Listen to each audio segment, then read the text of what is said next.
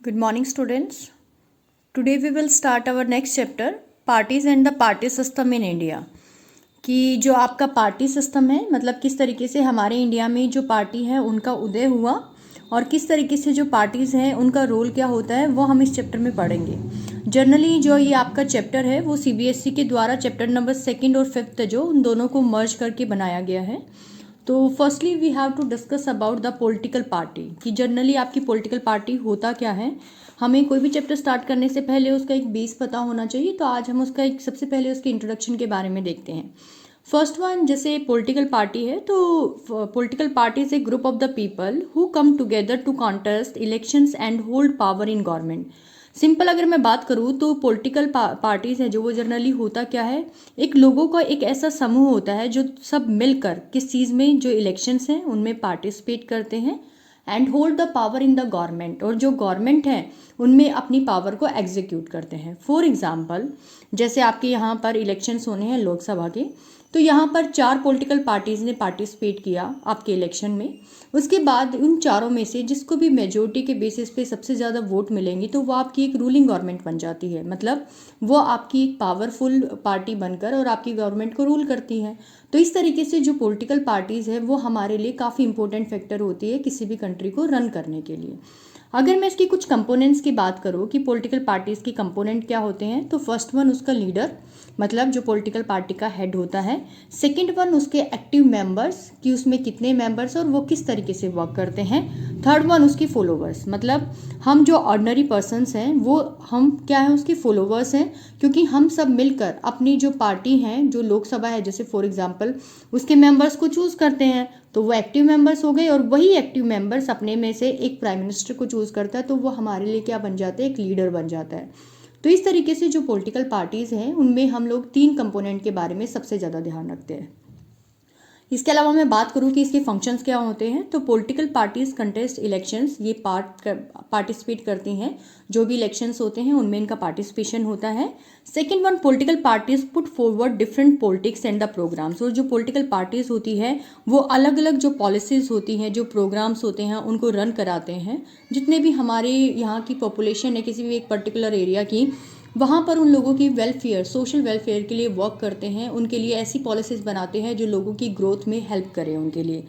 और next one, political parties make the laws, और उनका मेन वर्क क्या होता है कि जो पॉलिटिकल पार्टीज होती है वो अलग अलग कानून बनाते हैं and play the role of the opposition. और जो जैसे एक जो 4 पार्टी में से सबसे ज़्यादा वोट जिसको मिली मेजोरिटी के बेसिस पे, तो वो तो आपकी रूलिंग गवर्नमेंट बन गई. लेकिन सेकंड नंबर पर जिसको वोट मिली है वो आपकी किस में आ जाती है, अपोजिशन में, मतलब विपक्ष की पार्टी बन जाती है. और किसी भी कंट्री में अगर आपको डेमोक्रेसी को प्रॉपर तरीके से रन करना है तो हमेशा आपका विपक्ष काफ़ी पावरफुल होना चाहिए, क्योंकि रूलिंग गवर्नमेंट की पॉलिसीज़ को अगर वो क्रिटिसाइज़ नहीं करेगा तो गवर्नमेंट कभी भी अच्छा वर्क नहीं करेगी. और अगर मान लो रूलिंग गवर्नमेंट सिर्फ एक ही है और इसके अगेंस्ट कोई भी अपोजिशन नहीं है, तो जो रूलिंग गवर्नमेंट है वो ऑटोक्रेसी, मतलब अपना एक जो एक तंत्र है, अपने एक डिक्टेटरशिप, तानाशाही को जनरेट करना शुरू कर देगी. इसलिए यहाँ पर जो अपोजिशन का रोल है वो भी वो प्ले करती है. इसके अलावा forms and the run government, और ये जो प्रॉपर तरीके से अलग अलग चीज़ों को बनाना और गवर्नमेंट को रन करना, वो सारा का सारा जो मेन वर्क होता है वो इन पॉलिटिकल पार्टीज़ का होता है. तो हमने आज देखा कि किस तरीके से जो पॉलिटिकल पार्टीज़ हैं वो होती क्या है, उनका फंक्शंस क्या होता है, उनकी कंपोनेंट्स क्या होते हैं. अब जो हमारा नेक्स्ट जो पार्ट आएगा वो आएगा कि पार्टी सिस्टम हमारे इंडिया में किस तरीके से है. नेक्स्ट वन आता है पार्टी सिस्टम इन इंडिया, कि जो इंडिया है यहाँ पर किस तरीके का पार्टी सिस्टम हमें देखने के लिए मिलता है.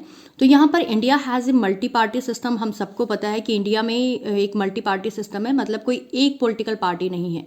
यहाँ पर आपको बहुत सारी पॉलिटिकल पार्टीज देखने के लिए मिलेगी. Where political parties are classified as national, state और द रीजनल पार्टीज. हम यहाँ पर जो पॉलिटिकल पार्टीज हैं उनको 3 बेसिस पे देखते हैं. सबसे पहला नेशनल लेवल पर जो राष्ट्रीय स्तर पर होती है, सेकंड जो स्टेट लेवल पर होता है वहाँ पर देखते हैं, और थर्ड वन जो रीजनल पार्टीज़ है, मतलब एक तरीके से स्टेट में ही ये जो रीजनल भी बोल सकते हो, स्टेट भी बोल सकते हैं. तो इस तरीके से ये 2 तरीके की जो पार्टीज़ है वो काफ़ी इंपॉर्टेंट होती है. All parties are registered with election commission. जितनी भी पॉलिटिकल पार्टीज होती है सबसे पहले उनको इलेक्शन में पार्टिसिपेट करने से पहले इलेक्शन कमीशन के पास अपने आप को रजिस्टर कराना पड़ता है, जो आर्टिकल 324 के अकॉर्डिंग आता है. अगर मैं टोटल नंबर ऑफ पार्टीज की बात करूँ तो हमारे यहाँ पर जो रजिस्टर्ड पार्टीज हैं वो टोटल कितनी है, 2805 2858 है जो, वो आपकी टोटल रजिस्टर्ड पार्टीज़ हैं, लेकिन उसमें से जो नेशनल पार्टीज़ हैं वो 8 हैं और जो स्टेट पार्टीज़ हैं वो 54 है। मतलब एक तरीके से देखा जाए तो हमें टोटल 62 पार्टीज़ के लिए इलेक्शन कराना पड़ता है और यही हमारे लिए इंपॉर्टेंट है, हमें इन्हीं के बारे में देखना है। लेकिन कुछ ऐसी पॉलिटिकल पार्टीज़ हैं, इन 62 को अगर मैं माइनस कर दूँ 2858 में से, तो कुछ अनरिकॉग्नाइज्ड पार्टीज़ हैं, मतलब जिनका कोई रोल हमारे यहाँ पर नहीं है और उनकी तरफ कुछ ज़्यादा ध्यान भी नहीं है, तो वो 2796 है। और देखा जाए तो जो सबसे ज़्यादा पावरफुल होती है और जो सेकंड मतलब मेन जो 4 पार्टीज़ होते हैं ना, उनके ऊपर हमारा कंसंट्रेशन सबसे ज़्यादा होता है, जो हमेशा रूल करती है।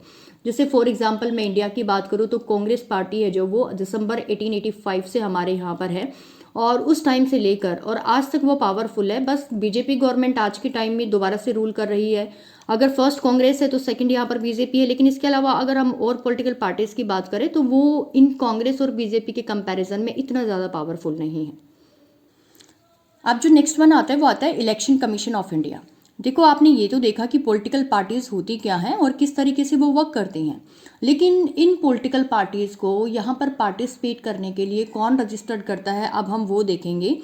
वो है हमारा इलेक्शन कमीशन, मतलब चुनाव आयोग। ये सबसे इम्पोर्टेंट होता है किसी भी कंट्री में। अगर आपको डेमोक्रेसी लेके आनी है, आपको इलेक्शन कराना है, तो आपके लिए जो सबसे इम्पोर्टेंट रोल प्ले किया जाएगा वो आपके इलेक्शन कमीशन का किया जाएगा। फर्स्ट वन अगर मैं इलेक्शन कमीशन में देखूँ तो आर्टिकल 324 के बेसिस पे हमारा एक इलेक्शन कमीशन बना, जिसको कब बनाया गया, 25 जनवरी 1950 को। हमारा जो कॉन्स्टिट्यूशन था हमने उसको 26 नवंबर 1949 को प्रॉपर तरीके से बनाया, लेकिन उस पर सिग्नेचर 24 जनवरी 1950 में हुए और उसको पावर में एग्जीक्यूट किया था 26 जनवरी 1950 में। तो उसके बनने से पहले ही 1 डे पहले हमने 25 जनवरी 1950 को अपना एक इलेक्शन कमीशन बनाया और इसका जो मेन रोल यहाँ पर इनका उनको प्ले करना था वो था फॉर कंसिस्ट द इलेक्शंस, कि भाई अलग अलग जो पॉलिटिकल पार्टीज़ हैं उनको रजिस्टर्ड करके और प्रॉपर तरीके से पूरी कंट्री में तुम्हें एक इलेक्शन कराना है ताकि एक रूलिंग गवर्नमेंट को हम लोग चूज़ कर सकें। तो यहाँ पर जो फर्स्ट चीफ इलेक्शन कमिश्नर थे वो सुकुमार सेन आते हैं, ये बहुत इंपॉर्टेंट है, इसे याद रखना है। अगर हम देखें तो इलेक्शन कमीशन ने फर्स्ट जनरल इलेक्शन कराए थे इंडिया में आफ्टर द इंडिपेंडेंस। जो ये फर्स्ट जनरल इलेक्शन होने थे वो 25 अक्टूबर 1951 से लेकर और 21 फेब 1952 तक होने थे। इसको इतना लंबा टाइम क्यों लगा, क्योंकि यहाँ पर 2 तरीके के इलेक्शन होने थे।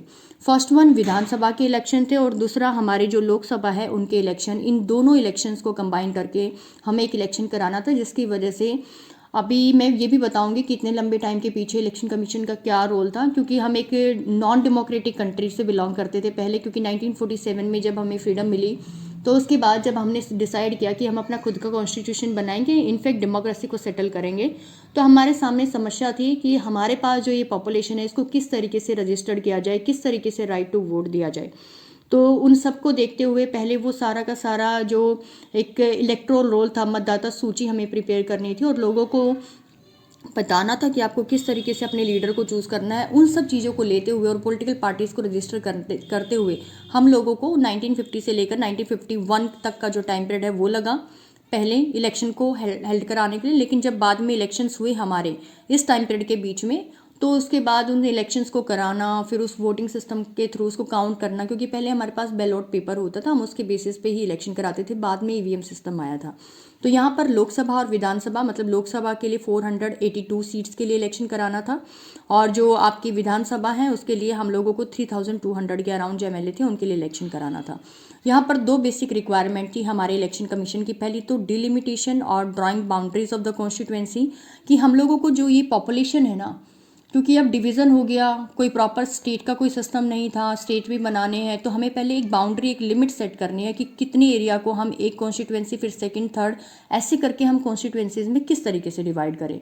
नेक्स्ट वन है voters list of the eligible voters, और जो वोटर्स हैं मतलब जो वोट करने वाले हैं उनमें कौन से एलिजिबल वोटर हैं, मतलब एक तरीके से 21 साल की एज जिनकी है वो कैसे डिफाइन किए जाएँ और किन किन को वो राइट टू वोट मिलेगा, वो सब कुछ हमें देखना था और एक इलेक्ट्रोल रोल से एक मतदाता सूची हमें प्रिपेयर करनी थी।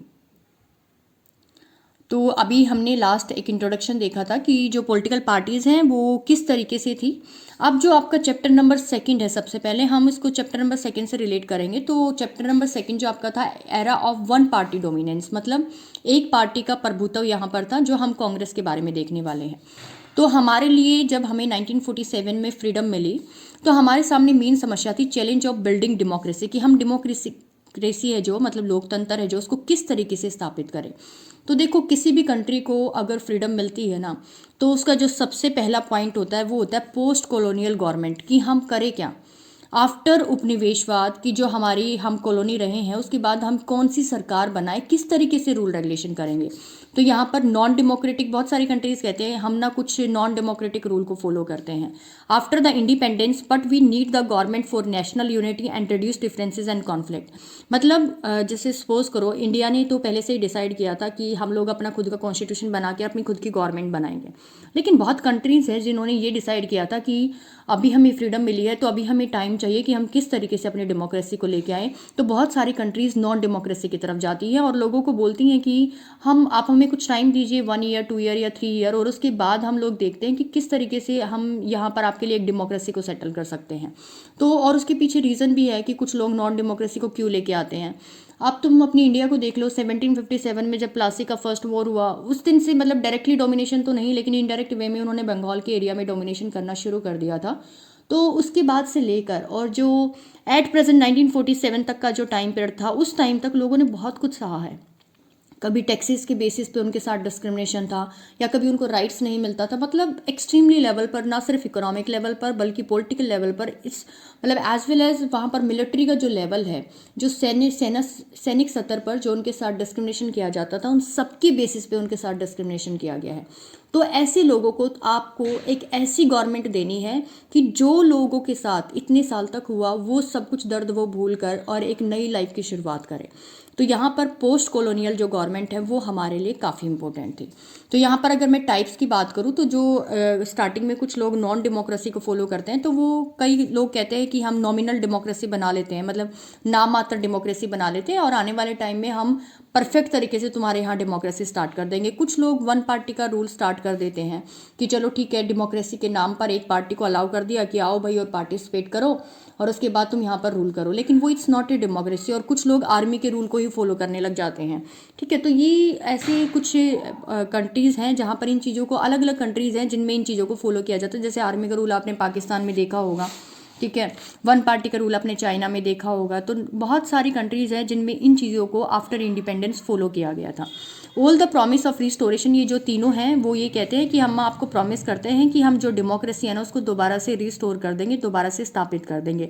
लेकिन जब तक वो दोबारा से रिस्टोर नहीं हो रहा है तब तक आप आप इनके बेसिस पे ही हमारे साथ कोऑपरेट कीजिए। लेकिन अगर मैं इनके कंपैरिजन में इंडिया की बात करूं तो इंडिया ने क्या डिसाइड किया था, democracy will be establish after independence, solve problem by rule and regulations, की जो डेमोक्रेसी है ना वो हम स्टार्टिंग से ही सेटल करेंगे और यहाँ पर जितने भी रूल रेगुलेशंस की जो प्रॉब्लम्स हैं उनको सॉर्ट आउट करेंगे, चाहे कुछ भी हो जाए। मतलब इंडिया ने जब स्टार्टिंग में ये डिसाइड किया कि वी वांट द डेमोक्रेसी, हम आफ्टर इंडिपेंडेंस अपना कॉन्स्टिट्यूशन के साथ साथ अपनी डेमोक्रेसी को भी सेटल करेंगे, तो बहुत सारी पत्रिकाओं ने, मतलब जो मैगजीन्स है, जैसे एक ऑर्गेनाइजर नामक एक मैगजीन है, उसने बहुत मजाक बनाया था कि देखते हैं कि जवाहरलाल नेहरू किस तरीके से एक लार्ज स्केल पे, मतलब एक ऐसी पॉपुलेशन के साथ जिसमें से सिर्फ 15% पढ़े लिखे हैं, और उनके बेसिस पे कैसे डेमोक्रेसी लेके आते हैं। तो इन सब ने इनको क्रिटिसाइज भी किया, लेकिन इंडिया को भरोसा था कि भले ही हमारी जनता अनपढ़ है, भले ही इन लोगों को नहीं पता कि इलेक्शन किस तरीके से कराने हैं या किस तरीके से इनको पार्टिसिपेट करना है, लेकिन फिर भी उन्हें विश्वास था कि इनकी जनता इन चीज़ों को ज़रूर समझेगी और उनको इलेक्शन में प्रॉपर तरीके का कंट्रीब्यूशन ज़रूर देगी। इसके अलावा मेक पॉलिटिकल पार्टीज़, मतलब इंडिया ने पहले ही डिसाइड किया था कि हम पॉलिटिकल पार्टीज़ भी बनाएंगे और उनको पावर भी दी जाएगी, और जो पॉलिटिकल पार्टीज़ आएंगी उनके बीच में कंपटीशन होना चाहिए। मतलब एक पॉलिटिकल पार्टी का रूल हम नहीं लेके आएंगे, हम अलग अलग पॉलिटिकल पार्टीज़ को रजिस्टर करेंगे और उनके बीच में बराबरी का मुकाबला कराएंगे। इसके अलावा अगर मैं बात करूँ respect of the public interest की, मतलब देखो हमने जो कॉन्स्टिट्यूशन बनाया था उसमें ये नहीं था कि 6-7 लोगों का ही इनरोलमेंट था। उन लोगों ने कोई भी अगर रूल रेगुलेशन बनाना था या कोई भी आर्टिकल ऐड करना था तो वो पहले रफली बनाकर और उसको पब्लिश करते थे न्यूज़पेपर में। उसके बाद लोगों का सजेशन मांगते थे कि बताइए हम किस तरीके से वर्क करें, और उस सजेशन के बाद ही आगे चलकर वो कॉन्स्टिट्यूशन में चीज़ों को ऐड करते थे। तो उन्होंने स्टार्टिंग से ही पब्लिक इंटरेस्ट, लोगों की जो सोच है, जो उनका विश्वास है, उसको कहीं ना कहीं बहुत ज़्यादा रिस्पेक्ट दिए, और जिसकी वजह से इंडिया में जो डेमोक्रेसी है वो सेटल हो सकती थी। अगर मैं कॉन्स्टिट्यूशन की बात करूँ तो इंडिया ने कॉन्स्टिट्यूशन 26 नवंबर 1949 को अडॉप्ट किया था। उस पर जो सिग्नेचर हुए थे वो 24 जनवरी 1950 को हुए थे, और जब ये इफेक्ट में आया था, पावर में आया था, तो ये 26 जनवरी 1950 को आया था। अगर मैं इसके अलावा बात करूँ तो यहाँ पर टिल 1950 देयर वाज अंतरिम गवर्नमेंट, मतलब जहाँ यहाँ पर एक टेम्प्रेरी सरकार बनाई गई थी, क्योंकि जो माउंटबेटन थे उनका रोल ख़त्म हो गया था एज ए गवर्नर जनरल। बाद में हमने जो नेक्स्ट गवर्नर बनाए थे अपने इंडिया के लिए वो श्री राजगोपालाचार्य को बनाया गया था। और जब तक हमारा कॉन्स्टिट्यूशन प्रॉपर तरीके से लागू नहीं हो जाता तो हमें अपनी गवर्नमेंट को रन करने के लिए टेम्प्रेरी गवर्नमेंट की ज़रूरत थी। तो इसी को हम लोग एक अंतरिम सरकार के नाम से या अंतरिम गवर्नमेंट के नाम से जानते हैं।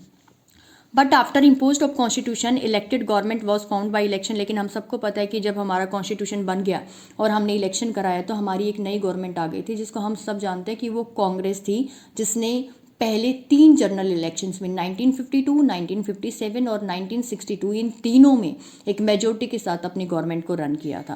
Then election commission formed. जब ये कॉन्स्टिट्यूशन बन गया तो हमने ये अपना जो इलेक्शन कमीशन है वो भी 25 जनवरी 1950 को बना लिया था। लेकिन अब जो ये इलेक्शन कमीशन है इसके सामने कुछ प्रॉब्लम्स थी। प्रॉब्लम्स क्या थी? Problems faced by election commission, पहली पॉपुलेशन, कि हम एक ऐसी कंट्री में अपना इलेक्शन कमीशन सेटल कर रहे हैं, ऐसी कंट्री में हम पॉलिटिकल पार्टीज़ को इनवाइट करें जहाँ पर पॉपुलेशन बहुत है, और पॉपुलेशन वो है जिसमें से सिर्फ 15% लोग पढ़े लिखे, बाकी तो सब अनपढ़ हैं।